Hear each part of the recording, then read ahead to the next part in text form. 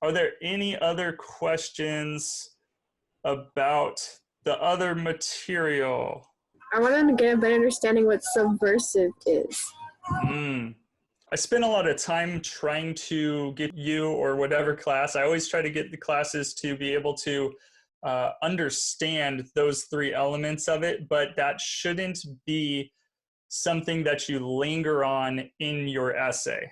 It's something that you should know for yourself because that will help you interpret the song.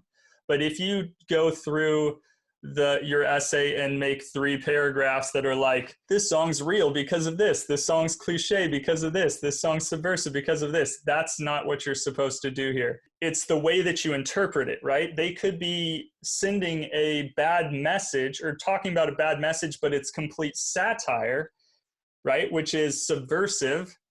And then so they're really making the thing look bad. But if you don't catch on that it's subversive, then you end up arguing that they are doing something bad in society instead of actually helping by making the thing that is bad in society look bad or look worse than people think it is.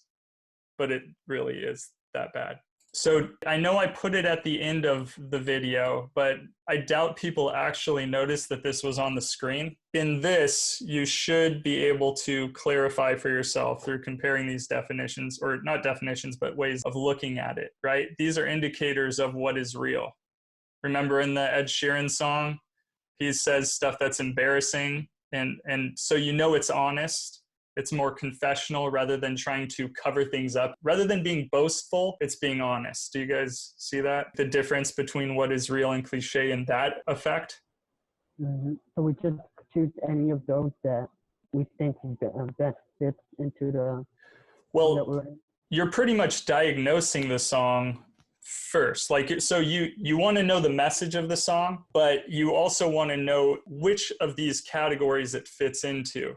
Because let's say the message sounds like it's promoting men treating women like crap, but then you realize that it's subversive. Now you know that it's pointing to the problem with men treating women like crap. A question regarding subversive. It's not necessarily like negatively, or is it only negative in the sense that if they're trying to go against this like a social theme, like a song, it's not always going to be negative, right? It's just going to overthrow that.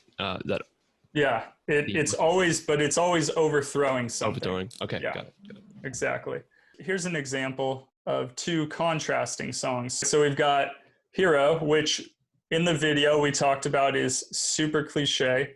So just looking at the lyrics, you guys should all know this, even though it came out before you were born. Just in the chorus we're talking about here, I can be your hero, baby. I can kiss away the pain. I will stand by you forever. You can take my breath away. Pretty unrealistic lyrics in the sense of he's pretty much promising something that is not possible. And we already know his motives. It's pretty like, how many guys say this kind of crap? I would take a bullet for you, right? I would die for you, babe. Yeah. All right. So in the song Ride by 21 Pilots, in the second verse, I believe this is, they have this other lyric. So in contrast, you guys tell me what you think about this. I die for you. That's easy to say. We all have a list of people we would take a bullet for them, a bullet for you, a bullet for everybody in this room. But I don't see too many bullets coming through. See many bullets coming through. Metaphorically, I'm the man, but literally, I don't know what I'd do. I'd live for you, and that's hard to do, even harder to say when you know it's not true, even harder to write when you know that tonight there are people back home which are talking to you, but then you ignore them still. All these questions, they're forming like, who would you live for, who would you die for, and would you ever kill?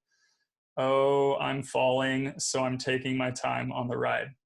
What do you guys think in comparison? Pretty emo. It is pretty emo, but what's the meaning? The second song seems more realistic in a sense. It does. Questioning the whole idea, right? That thing that guys claim. You say you die for someone, but when's that going to happen?